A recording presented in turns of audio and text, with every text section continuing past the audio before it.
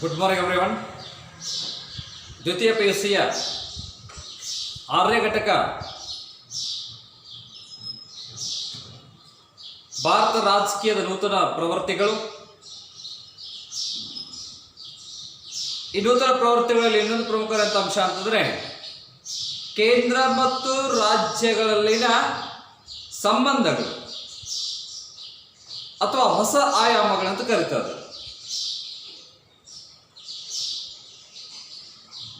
Is the relation between central and state government is an Indian country. Bharat ದೇಶ, ಈ ಭಾರತ ದೇಶದಲ್ಲಿರುವಂಥ 27 ರಾಜ್ಯಗಳು ಮತ್ತು ಒಂದು ದೇಶ, ಇವುಗಳ ನಡುವಿನ ಸಂಬಂಧ is the relationship between to the states and country or nation ಅಂತ ಕರೀತಾರೆ. ಕೇಂದ್ರ ಮತ್ತು ರಾಜ್ಯಗಳಲ್ಲಿನ ಹೊಸ ಸಂಬಂಧ ಅಥವಾ ಹೊಸ ಆಯಾಮಗಳು ಯಾವ ರೀತಿ ಇದಾವೆ ಅನ್ನೋದ್ರ ಬಗ್ಗೆ ಇಲ್ಲಿ ನಾವು ನೋಡ್ತಾ ಇದ್ದಾವೆ. ಆ ಒಂದು ನೋಡುವಂಥ ವಿಷಯ ಇಲ್ಲೇನಪ್ಪ ಅಂದರೆ ಆ ಸಂಬಂಧಗಳು ಯಾವ ರೀತಿ ಇದಾವೆ ಅಂದರೆ ಶಾಸನೀಯ ಅಧಿಕಾರಗಳು, ದೆನ್ ಶೇಷಾಧಿಕಾರಗಳು, ದೆನ್ ತುರ್ತು ಪರಿಸ್ಥಿತಿ ಅಧಿಕಾರಗಳು, ದೆನ್ ಆಡಳಿತಾತ್ಮಕ ಸಂಬಂಧಗಳು, ದೆನ್ ಆರ್ಥಿಕ ಸಂಬಂಧಗಳು. ಪ್ರಮುಖವಾಗಿರುವಂಥ 5 ಸಂಬಂಧಗಳನ್ನ ಈ ಒಂದು 6ನೇ ಘಟಕದಲ್ಲಿ ನಾವು ನೋಡ್ತಾ ಇದ್ದೇವೆ. ಹಾಗಾದರೆ ಆ ಸಂಬಂಧಗಳನ್ನ ಒಂದೊಂದಾಗಿ ನೋಡುವಾಗ ಮೊದಲನೇದಾಗಿ ಶಾಸನೀಯ ಅಧಿಕಾರಗಳು, ಲೆಜಿಸ್ಲೇಷನ್ ಪವರ್ಸ್ ಅಥವಾ ಕಾನೂನಾತ್ಮಕ ಅಧಿಕಾರಗಳು. ಆರ್ಟಿಕಲ್ 245ರಿಂದ ಆರ್ಟಿಕಲ್ 255ರವರೆಗೆ ಇವುಗಳನ್ನ ಅಧ್ಯಯನ ಮಾಡ್ತಾ ಇದ್ದಾವೆ. ಯಾವುಗಳನ್ನ ಅಂದ್ರೆ ಶಾಸನೀಯ ಅಧಿಕಾರಗಳು ಅಥವಾ ಕಾನೂನಾತ್ಮಕ ಅಧಿಕಾರಗಳು. ಕಾನೂನು ಅಂತ ಹೇಳ್ತಾ ಇದೆ, ಕಾನೂನು ಅಥವಾ ಶಾಸನ. ಕಾನೂನು ಅನ್ನುವಂಥ ಕನ್ನಡ ಪದ ಇಂಗ್ಲಿಷ್ ಭಾಷೆಯ ಲಾ ಎನ್ನುವ ಪದ ಬರ್ತಾ ಇದೆ. ಈ ಪದವು ಓಲ್ಡ್ ಟುಟಾನಿಕ್ನ ಲ್ಯಾಗ್ ಎನ್ನುವ ಪದ ಬರ್ತಾ ಇದೆ. ಲ್ಯಾಗ್ ಎಂದರೆ ಏಕರೂಪತೆ, ಒಂದೇ ರೂಪ. ನೀವೆಲ್ಲ ಪ್ರಥಮ PUCಯಲ್ಲಿ ಕೂಡ ಅಧ್ಯಯನ ಮಾಡಿದರೆ ಈ ಕಾನೂನು ಅಂದ್ರೆ ಶ್ರೇಷ್ಠ ವ್ಯಕ್ತಿ ಕನಿಷ್ಠ ವ್ಯಕ್ತಿಗೆ ನೀಡುವಂತ ಆಜ್ಞೆ ಕಾನೂನು. ವಾಟ್ ಈಸ್ ಮೀನ್ ಬೈ ಲಾ ಅಂತ ಹೇಳ್ತಾರೆ.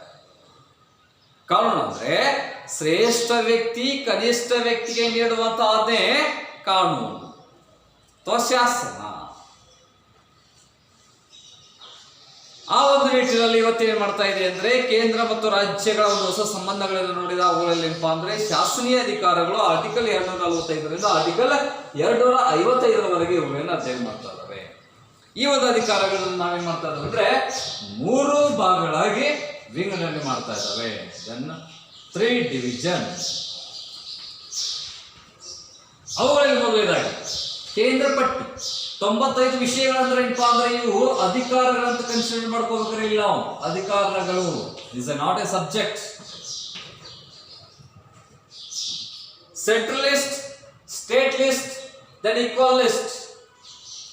ಕೇಂದ್ರ ಪಟ್ಟಿ ಅಂದ್ರೆ ಕೇಂದ್ರ ಸರ್ಕಾರಕ್ಕೆ ಸಂಬಂಧಪಟ್ಟಂತ ಪಟ್ಟಿಯೇ ಕೇಂದ್ರ ಪಟ್ಟಿ. ಕೇಂದ್ರ ಪಟ್ಟಿ ಅಂದ್ರೆ ಕೇಂದ್ರ ಸರ್ಕಾರಕ್ಕೆ ಸಂಬಂಧಪಟ್ಟಂತ ಪಟ್ಟಿಯೇ ಕೇಂದ್ರ ಪಟ್ಟಿ. ರಾಜ್ಯ ಪಟ್ಟಿ ಅಂದ್ರೆ ರಾಜ್ಯ ಸರ್ಕಾರಕ್ಕೆ ಸಂಬಂಧಪಟ್ಟಿರುವಂತ ಅಧಿಕಾರಗಳ ಪಟ್ಟಿಯನ್ನೇ ರಾಜ್ಯ ಪಟ್ಟಿ ಅಂತ ಕರಿತೇವೆ. ಸಮವರ್ತಿ ಪಟ್ಟಿ ಅಂದ್ರೆ ಕೇಂದ್ರ ಮತ್ತು ರಾಜ್ಯ ಸರ್ಕಾರ ಎರಡೂ ಸರ್ಕಾರಕ್ಕೆ ಸಂಬಂಧಪಟ್ಟಂತ ಅಧಿಕಾರಗಳನ್ನ ಅಥವಾ ವಿಷಯಗಳನ್ನ ನಾವೇನಂತ ಕರಿತೇವೆ ಅಂದ್ರೆ ಅವುಗಳನ್ನ ಸಮವರ್ತಿ ಪಟ್ಟಿ, ಈಕ್ವಲ್ ಲಿಸ್ಟ್ ಅಂತ ಕರಿತೇವೆ. ಹಾಗೆ ಕೇಂದ್ರ ಪಟ್ಟಿಯಲ್ಲಿ ಎಷ್ಟು ಅಧಿಕಾರಗಳಿದಾವೆ ಅಂದ್ರೆ ಇವತ್ತು 99 ಅಧಿಕಾರಗಳಿದ್ದಾವೆ. 99 powers in central government taken by the prime minister. ಒಬ್ಬ ಭಾರತದ ಪ್ರಧಾನಿ ಏನಪ್ಪಾ ಅಂದ್ರೆ ಇವತ್ತು 80 ಜನ ಮಂತ್ರಿಗಳಿದ್ದಾರೆ. ಅಂದ್ರೆ 80 ಖಾತೆಗಳಿದಾವೆ, ಉಳಿದಂತ ಖಾತೆಗಳು ಅವರೇ ಇಟ್ಕೊಂಡಿದ್ದಾರೆ. ಹಾಗಿರೋದ್ರಿಂದ 80 ಮಂತ್ರಿಗಳಿಗೆ 80 ಖಾತೆಗಳನ್ನು ಇವತ್ತು ಹಂಚಿಕೆ ಮಾಡಿ ಕೊಟ್ಟಿದ್ದಾರೆ ಇವತ್ತು ನರೇಂದ್ರ ಮೋದಿ. ಹಾಗಾದ್ರೆ ಕೇಂದ್ರ ಪಟ್ಟಿಯಲ್ಲಿ ನಾವು ಯಾವ್ಯಾವ ಒಂದು ವಿಷಯಗಳನ್ನು ಯಾವ್ಯಾವ ಅಧಿಕಾರಗಳನ್ನ ಅಧ್ಯಯನ ಮಾಡ್ಬೇಕಂದ್ರೆ ಅಂತಂದ್ರೆ ರಕ್ಷಣಾ ಇಲಾಖೆ, ವಿದೇಶಾಂಗ ವ್ಯವಹಾರ ಇಲಾಖೆ, ನೋಡ್ರಿ ರಕ್ಷಣಾ ಇಲಾಖೆ, ವಿದೇಶಾಂಗ ವ್ಯವಹಾರ ಇಲಾಖೆ, ರೂಪಾಯಿ ಮತ್ತು ನಾಣ್ಯ, ಅಣುಶಕ್ತಿ ಮತ್ತು ವಿಜ್ಞಾನ ತಂತ್ರಜ್ಞಾನ, ಟ್ಯಾಕ್ಸ್. ನೋಡ್ರಿ ಇವೆಲ್ಲವೂ ಏನಪ್ಪಾ ಅಂದ್ರೆ ಇಲ್ಲಿ ಕೇಂದ್ರ ಸರ್ಕಾರ ಇವುಗಳ ಮೇಲೆ ಏನ್ ಮಾಡ್ತಂದ್ರೆ ಕಾನೂನುಗಳನ್ನ ರಚಿಸ್ತದೆ. ಯಾವುಗಳ ಮೇಲೆ? ರಕ್ಷಣಾ ಇಲಾಖೆ, ವಿದೇಶಾಂಗ ವ್ಯವಹಾರ ಇಲಾಖೆ, ವಿಜ್ಞಾನ ತಂತ್ರಜ್ಞಾನ ಇಲಾಖೆ, ರೂಪಾಯಿ ಮತ್ತು ನಾಣ್ಯ ಅನ್ನುವಂತ ಒಂದು ಅಧಿಕಾರಗಳ ಮೇಲೆ ಏನಪ್ಪಾ ಅಂದ್ರೆ ಅಷ್ಟೇ ಅಲ್ಲದೆ ಟ್ಯಾಕ್ಸ್ ತೆರಿಗೆ ಸಹಿತವಾಗಿರುವಂತಹ ಅಧಿಕಾರಗಳ ಬಗ್ಗೆ ಯಾವ್ದು ತಿಳಿಸ್ತಾ ಇದೆ ಅನ್ನೋದ್ರ ಬಗ್ಗೆ ಕೇಂದ್ರ ಪಟ್ಟಿ ತಿಳಿಸ್ತಾ ಇದೆ. ರಕ್ಷಣಾ ಇಲಾಖೆ ಸಚಿವರಾಗಿರುವಂತಹ ರಾಜನಾಥ್ ಸಿಂಗ್, ವಿದೇಶಾಂಗ ವ್ಯವಹಾರ ಇಲಾಖೆ ಸಚಿವರಾಗಿರುವಂತಹ ಜಯಶಂಕರ್, ಹಣಕಾಸು ಇಲಾಖೆ ಸಚಿವರಾಗಿರುವಂತಹ ಸ್ಮೃತಿ ಇರಾನಿ. ನೋಡ್ರಿ ಯಾವ ರೀತಿಯಾಗಿ ಈ ಒಂದು ಮಂತ್ರಿಗಳ ಸರ್ಕಾರ ನೇಮಕ ಮಾಡಿ ಆಯಾ ಒಂದು ಇಲಾಖೆಗೆ ಸಂಬಂಧಪಟ್ಟಂತ ಕಾರ್ಯಚಟುವಟಿಕೆ ನಡೆಸಿಕೊಂಡು ಹೋಗಲಿಕ್ಕೆ ಸರ್ಕಾರ ಇಂತಹ ವ್ಯಕ್ತಿಗಳನ್ನು ನೇಮಕ ಮಾಡಿದೆ. ಅದಕ್ಕೆ ಈ ಖಾತೆಗಳ ಹಂಚಿಕೆಯನ್ನು ಕೂಡ ಕೇಂದ್ರ ಸರ್ಕಾರ ಇಲ್ಲಿ ಮಾಡ್ತಾ ಇದೆ. ರೂಪಾಯಿ ಮತ್ತು ನಾಣ್ಯ, ಹಣಕಾಸು ಇಲಾಖೆ, ಫೈನಾನ್ಷಿಯಲ್ ಮಿನಿಸ್ಟರ್ ಸ್ಮೃತಿ ಇರಾನಿ, ನಿರ್ಮಲಾ ಸೀತಾರಾಮನ್, ಇವತ್ತಿನ ಕೇಂದ್ರ ಹಣಕಾಸು ಸಚಿವೆಯಾಗಿರುವಂತಹ ನಿರ್ಮಲಾ ಸೀತಾರಾಮನ್ ಅವರಿಗೆ ಸರ್ಕಾರ ಈ ಹಣಕಾಸು ಇಲಾಖೆಯನ್ನು ಒಪ್ಪಿಸ್ತಾ ಇದೆ. ನಿರ್ಮಲಾ ಸೀತಾರಾಮನ್ ಅವರು ಏನ್ ಮಾಡ್ತಾರೆ ಅಂದ್ರೆ ಪ್ರತಿ ವರ್ಷ ಬಜೆಟ್ ಮಂಡನೆ ಮಾಡ್ತಾ ಇದ್ದಾರೆ. ಬಜೆಟ್ ಮಂಡನೆ ಮಾಡೋಕ್ಕಿಂತ ಪೂರ್ವದಲ್ಲಿ ಮತ್ತು ಬಜೆಟ್ ಮಂಡನೆ ಮಾಡುವ ನಂತರದ ಈ ಒಂದು ಅವಧಿಗಳಲ್ಲಿ ಅಂದ್ರೆ ಬರುವಂತಹ ಈ ಒಂದು ಫೆಬ್ರವರಿಯಿಂದ ಮಾರ್ಚ್ ಏಪ್ರಿಲ್ ಈ ಒಂದು 3 ತಿಂಗಳೊಳಗೆ ಬಜೆಟ್ ಮಂಡನೆ ಮಾಡ್ತಾ ಇದ್ರೆ ಬಜೆಟ್ ಅನ್ನೋದು ಕೂಡ ಏನಪ್ಪಾ ಅಂದ್ರೆ ಆಯಾ ವಲಯಗಳನ್ನೇ ಆಧಾರವಿಟ್ಕೊಂಡು ಇವತ್ತೇನಪ್ಪಾ ಅಂದ್ರೆ ಬಜೆಟ್ ಅಂದ್ರೆ ಮಂಡನೆ ಮಾಡ್ತಾ ಇದ್ದಾರೆ. ಈಗಾಗಲೇ ಮೋದಿ ಅವರ ಸರ್ಕಾರ ಕೂಡ ಈ ಒಂದು 2014ರಲ್ಲಿ ಕೆಲವೊಂದು ನೋಟುಗಳನ್ನ ಅಮಾನ್ಯೀಕರಣ ಮಾಡಿತ್ತು, ನೋಟುಗಳನ್ನ ಬ್ಯಾನ್ ಮಾಡಿತ್ತು. ಕಾರಣ ಅಂದ್ರೆ ಇರುವಂತಹ ಬ್ಲ್ಯಾಕ್ ಮನಿಯನ್ನ ಹೊರ ಹಾಕುವಗೋಸ್ಕರ ಎಂಬ ಸರ್ಕಾರ ಇಂತಹ ಒಂದು ಯೋಜನೆ ಜಾರಿಗೆ ತಂದು ರಿಸರ್ವ್ ಬ್ಯಾಂಕ್ ನಲ್ಲಿ ಏನ್ ಮಾಡ್ತಾರೆ, ನೋಟುಗಳನ್ನ ಬಂದ್ ಮಾಡಿಸ್ತಾರೆ, 510,000 ರೂಪಾಯಿ ನೋಟುಗಳನ್ನ. ಅವಾಗ ಮತ್ತೆ ಹೊಸ ನೋಟುಗಳು 2000 ಮತ್ತು ಈ ಒಂದು 500 ಅನ್ನುವಂಥ ಹೊಸ ನೋಟುಗಳು ಮತ್ತೆ ಸರ್ಕಾರ ಚಲಾವಣೆಗೆ ತರ್ತಾ ಇದೆ. ಹಾಗೆ ರೂಪಾಯಿ ಬಗ್ಗೆ ಮತ್ತೆ ನಾಣ್ಯಗಳ ಬಗ್ಗೆ 10 ರೂಪಾಯಿ ನಾಣ್ಯ ಆಗಿರ್ಬೋದು, 5 ರೂಪಾಯಿ ನಾಣ್ಯ ಆಗಿರ್ಬೋದು, ಇವುಗಳು ಕೂಡ ರಿಸರ್ವ್ ಬ್ಯಾಂಕ್ ಹೊರ ತರುವುದರ ಮೂಲಕ ಅವುಗಳು ಕೂಡ ಚಲಾವಣೆಗೆ ತರ್ತಾ ಇದ್ದಾರೆ. ಹಾಗೆ ಅವೆಲ್ಲವುಗಳ ಮೇಲೆ ಅಂದ್ರೆ ಇವತ್ತು ಸರ್ಕಾರ ಏನ್ ಮಾಡ್ತಾ ಇದೆ ಅಂದ್ರೆ ಅಧಿಕಾರವನ್ನು ಚಲಾಯಿಸೋದ್ರ ಮೂಲಕ ಎಷ್ಟೇ ಅಲ್ಲದೆ ಮತ್ತೆ ಹೇಳ್ತಾ ಇದ್ದಾರೆ ತೆರಿಗೆ ಟ್ಯಾಕ್ಸ್ ಸಂಬಂಧಪಟ್ಟಂಗೆ ಕಂದಾಯ ಇಲಾಖೆ ಅಲ್ಲಿ ಕೂಡ ಏನಪ್ಪಾ ಅಂದ್ರೆ ಯಾವುದೇ ಒಂದು ವಸ್ತುಗಳ ಮೇಲೆ ಎಷ್ಟು ಪ್ರಮಾಣದಲ್ಲಿ ನಾವು ಟ್ಯಾಕ್ಸ್ ಅನ್ನು ಹಾಕಿ ಮಾಡಬೇಕು ಅನ್ನೋದನ್ನು ಕೂಡ ಇವತ್ತೇನಪ್ಪಾ ಅಂದ್ರೆ ಆ ಒಂದು ಬಜೆಟ್ ರೂಪದಲ್ಲಿ ಏನಪ್ಪಾ ಅಂದ್ರೆ ಹಣಕಾಸು ಸಚಿವರು ಅದನ್ನು ಮಂಡನೆ ಮಾಡ್ತಾ ಇದ್ದಾರೆ ಅನ್ನೋದು ಯಾವ ತಿಳಿಸ್ತಾ ಇದೆ ಅಂದ್ರೆ ಈ ಒಂದು ಕೇಂದ್ರ ಪಟ್ಟಿ ಅನ್ನೋದಲ್ಲಿ ತಿಳಿಸ್ತಾ ಇದೆ. ನಂತರ ಇದೇ ಒಂದು ವಿಷಯಕ್ಕೆ ಸಂಬಂಧಪಟ್ಟಂಗೆ ವಿಜ್ಞಾನ ಮತ್ತು ತಂತ್ರಜ್ಞಾನ, ಸೈನ್ಸ್ ಅಂಡ್ ಟೆಕ್ನಾಲಜಿ ಇವತ್ತಿನ ದಿನಮಾನಗಳಲ್ಲಿ ಏನಪ್ಪಾ ಅಂದ್ರೆ ಟೆಕ್ನಾಲಜಿ ಫಸ್ಟ್ ಮುಂದುವರೆದಿದೆ. ತಂತ್ರಜ್ಞಾನದೊಂದಿಗೆ ಮೊಬೈಲ್ ಆಗಿರ್ಬೋದು, ಟಿವಿ ಆಗಿರ್ಬೋದು, ಲ್ಯಾಪ್ಟಾಪ್ ಆಗಿರ್ಬೋದು, ಕಂಪ್ಯೂಟರ್ ಆಗಿರ್ಬೋದು,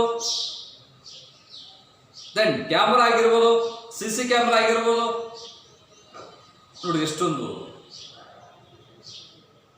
ದೆನ್ ಟ್ಯಾಬ್ ಆಗಿರ್ಬೋದು, ನೋಡಿ ಯಾವ ರೀತಿಯಾಗಿ ತಂತ್ರಜ್ಞಾನ ಇವತ್ತೇನಪ್ಪಾ ಅಂದ್ರೆ ಮುಂದುವರಿತಾ ಇದೆ. ಅವೆಲ್ಲವುಗಳ ಮೇಲೆ ಏನಪ್ಪಾ ಅಂದ್ರೆ ಟ್ಯಾಕ್ಸ್ ಅನ್ನ ಆಕರಣೆ ಮಾಡುವಾಗಲಿ ಅಥವಾ ಅದರ ಒಂದು ಪ್ರಗತಿ ಕಾರ್ಯ ಬೇಕಾಗಿರುವಂತಹ ಅದಕ್ಕೆ ಬೇಕಾಗಿರುವಂತಹ ಈ ಒಂದು ಕಚ್ಚಾ ವಸ್ತುಗಳಾಗಿರ್ಬೋದು, ದೆನ್ ಅವುಗಳಿಂದ ಆಮದು ಮತ್ತು ರಫ್ತು ಆಗಿರ್ಬೋದು, ಎಲ್ಲವನ್ನ ಏನಪ್ಪಾ ಅಂದ್ರೆ ಇಂಥ ಒಂದು ಕೆಲಸವನ್ನು ಮಾಡುವಂತ ಒಂದು ಇಲಾಖೆ ಯಾವುದು, ಅದು ವಿಜ್ಞಾನ ಮತ್ತು ತಂತ್ರಜ್ಞಾನ ಅನ್ನುವಂಥ ಒಂದು ಇಲಾಖೆ.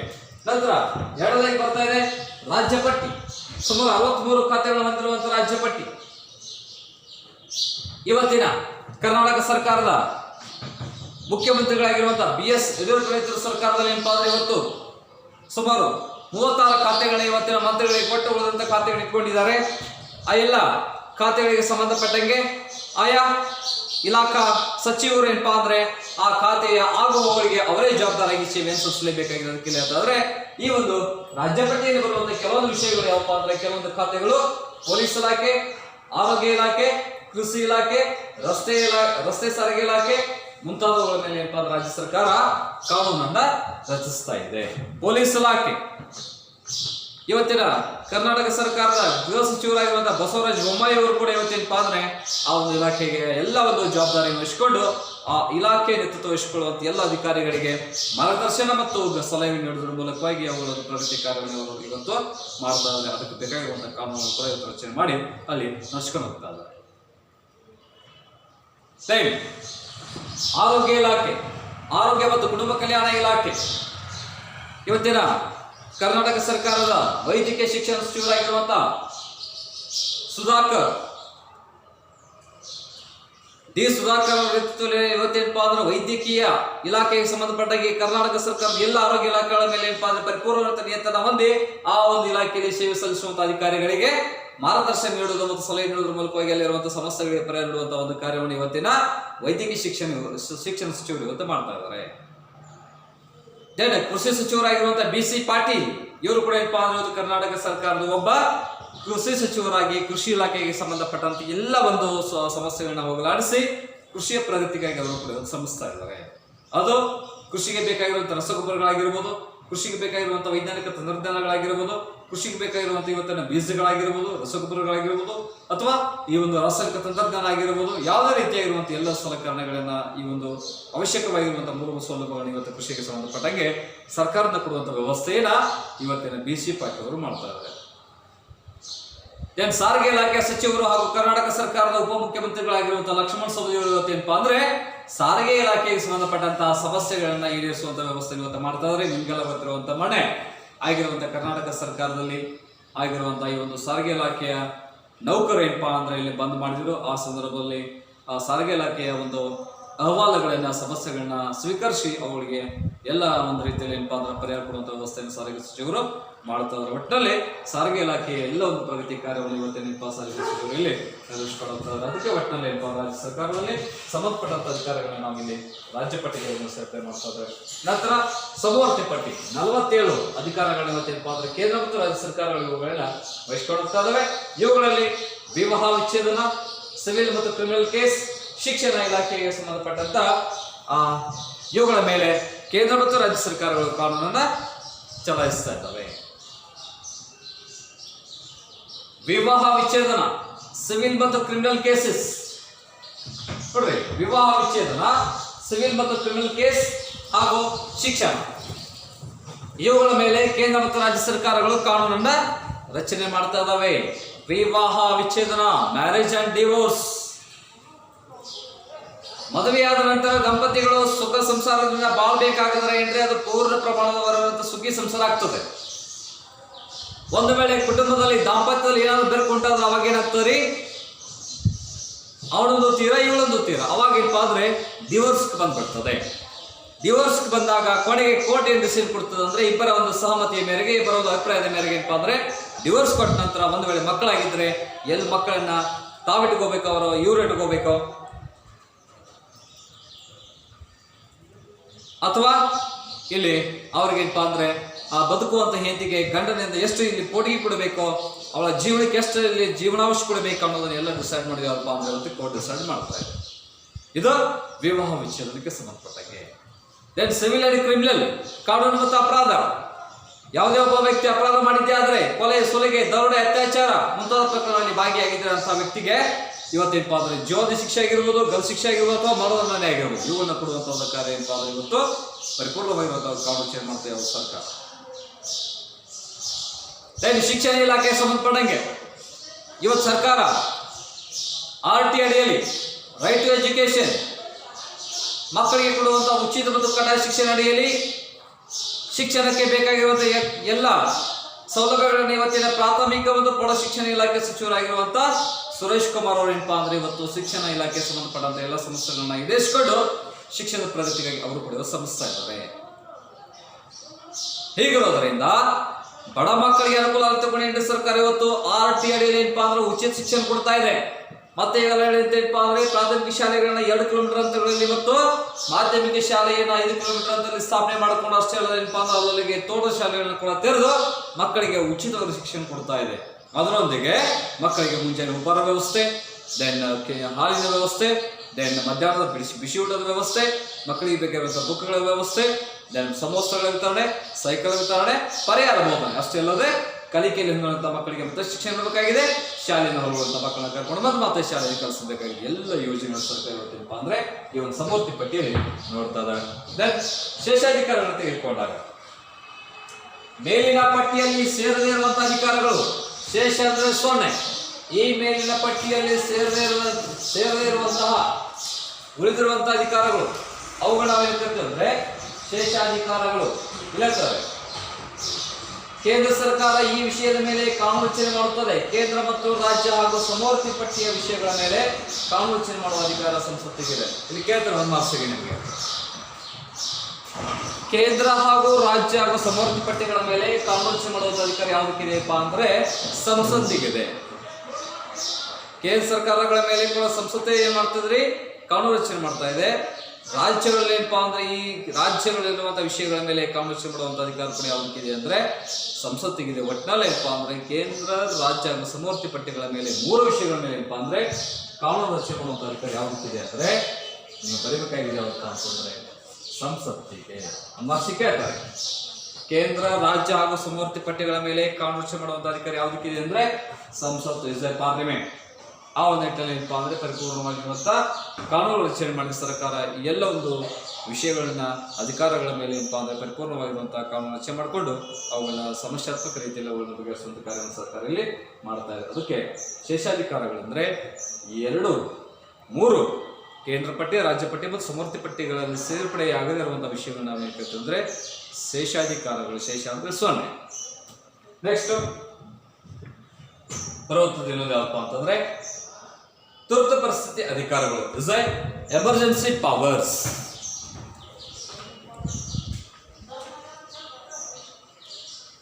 ಎಮರ್ಜೆನ್ಸಿ ಪವರ್, ತುರ್ತು ಪರಿಸ್ಥಿತಿ ಅಧಿಕಾರಗಳು. ತುರ್ತು ಪರಿಸ್ಥಿತಿಯ ಅಧಿಕಾರಗಳನ್ನ ಚಲಾಯಿಸುವಂತಹ ಅಧಿಕಾರ ಯಾರಿಗಿದೆ ಅಂದ್ರೆ ರಾಷ್ಟ್ರಪತಿಗಿದೆ. ಭಾರತ ದೇಶದಲ್ಲಿ ರಾಷ್ಟ್ರಪತಿಗಳು ಈ ಅಧಿಕಾರ ಚಲಾಯಿಸ್ತಾರೆ. ಯಾವುಗಳೇನರಿ ತುರ್ತು ಪರಿಸ್ಥಿತಿ ಅಧಿಕಾರಗಳು, ಎಮರ್ಜೆನ್ಸಿ ಪವರ್ಸ್. ಇವುಗಳನ್ನ ಆರ್ಟಿಕಲ್ 352 ಆರ್ಟಿಕಲ್ 360 ನಾವು ಅಧ್ಯಯನ ಮಾಡ್ತೇವೆ. ಈ ಒಂದು ತುರ್ತು ಪರಿಸ್ಥಿತಿ ಅಧಿಕಾರಗಳನ್ನ ನಾವು 3 ಪ್ರಕಾರಗಳಾಗಿ ವಿಂಗಡಣೆ ಮಾಡ್ತಾ ಇದ್ದೇವೆ. ಮೊದಲನೇದಾಗಿ ರಾಷ್ಟ್ರೀಯ ತುರ್ತು ಪರಿಸ್ಥಿತಿ, ಎರಡನೇದಾಗಿ ರಾಜ್ಯ ತುರ್ತು ಪರಿಸ್ಥಿತಿ, ಮೂರನೇದಾಗಿ ಹಣಕಾಸಿನ ತುರ್ತು ಪರಿಸ್ಥಿತಿ ಅಥವಾ ಆರ್ಥಿಕ ತುರ್ತು ಪರಿಸ್ಥಿತಿ. ರಾಷ್ಟ್ರೀಯ ತುರ್ತು ಪರಿಸ್ಥಿತಿ, ನ್ಯಾಷನಲ್ ಎಮರ್ಜೆನ್ಸಿ ಪವರ್. ರಾಷ್ಟ್ರೀಯ ತುರ್ತು ಪರಿಸ್ಥಿತಿ ಎಂದರೆ ದೇಶವನ್ನ ಬಾಹ್ಯ ಗಂಡಾಂತರದಿಂದ ರಕ್ಷಿಸಲು, ನೋಡ್ರಿ, ದೇಶವನ್ನ ಬಾಹ್ಯ ಗಂಡಾಂತರದಿಂದ ರಕ್ಷಿಸಲು ರಾಷ್ಟ್ರಪತಿಗಳು ಕೈಗೊಳ್ಳುವಂತಹ ಅಧಿಕಾರವೇ ರಾಷ್ಟ್ರೀಯ ತುರ್ತು ಪರಿಸ್ಥಿತಿ. ದೇಶವನ್ನ ಬಾಹ್ಯ ಗಂಡಾಂತರದಿಂದ ಅಂದ್ರೆ ಒಂದು ವೇಳೆ ಭಾರತ ದೇಶದ ಮೇಲೆ ವಿದೇಶಿ ರಾಷ್ಟ್ರಗಳು ಯುದ್ಧವನ್ನು ಮಾಡಿದ್ದೇ ಆದ್ರೆ, ಹೌದಾ, ಅಥವಾ ದಾಳಿಯನ್ನು ಮಾಡಿದ್ದೇ ಆದ್ರೆ ಆ ಸಂದರ್ಭದಲ್ಲಿ ರಾಷ್ಟ್ರಪತಿ ಏನ್ ಮಾಡ್ತಾರೆ ಅಂದ್ರೆ ಈ ಅಧಿಕಾರವನ್ನು ಚಲಾಯಿಸ್ತಾ ಇದ್ರೆ ಅದ್ಯಾವಪ್ಪ ಅಂದ್ರೆ ರಾಷ್ಟ್ರೀಯ ತುರ್ತು ಪರಿಸ್ಥಿತಿ. ಭಾರತ ದೇಶವನ್ನ ಬಾಹ್ಯ ಗಂಡಾಂತರದ ರಕ್ಷಣೆ ಮಾಡ್ಲಿಕ್ಕೆ ರಾಷ್ಟ್ರಪತಿಗಳು ಹೊರಡಿಸುವಂತ ಅಧಿಕಾರ ಯಾವಪ್ಪ ಅಂದ್ರೆ ಅದು ರಾಷ್ಟ್ರೀಯ ತುರ್ತು ಪರಿಸ್ಥಿತಿ. ಯಾಕಂದ್ರೆ ಒಂದ್ ವೇಳೆ ಭಾರತ ದೇಶದಲ್ಲಿರುವಂತ ಕೇಂದ್ರ ಸರ್ಕಾರ ತನ್ನ ಅಧಿಕಾರಾವಧಿಯನ್ನ ಸರಳ ರೀತಿಯಲ್ಲಿ ಪೂರೈಸದೇ ಇದ್ದಾಗ, ಒಂದ್ ವೇಳೆ ಯಾವುದೇ ಒಂದು ಕಾರಣಾಂತರಗಳನ್ನಾಗಿ ಅಧಿಕಾರ ನಡೆಸದೇ ಇದ್ದಾಗ ವಿಧಿಯಲ್ಲಿ ರಾಷ್ಟ್ರಪತಿ ಏನ್ ಮಾಡ್ತಾರೆ ಅಂದ್ರೆ ಆ ಸಂದರ್ಭದಲ್ಲಿ ಸುಗ್ರೀವಾಜ್ಞೆಯನ್ನು ಹೊರಡಿಸಿ ಆ ಸರ್ಕಾರ ಅಧಿಕಾರಕ್ಕೆ ಇಳಿಸ್ತಾರೆ. ಒಟ್ಟಿನಲ್ಲಿ ರಾಷ್ಟ್ರೀಯ ತುರ್ತು ಪರಿಸ್ಥಿತಿ ಅಂದ್ರೆ ನಮ್ಮ ದೇಶವನ್ನ ಬಾಹ್ಯ ಗಂಡಾಂತರದಿಂದ ರಕ್ಷಿಸಲಿಕ್ಕೆ ಸರ್ಕಾರ ಅಂತ ರಾಷ್ಟ್ರಪತಿ ಕೈಗೊಳ್ಳುವಂತಹ ಅಧಿಕಾರವನ್ನು ನಾವು ಹೇಳ್ತೀವಿ ಅಂದ್ರೆ ರಾಷ್ಟ್ರೀಯ ತುರ್ತು ಪರಿಸ್ಥಿತಿ.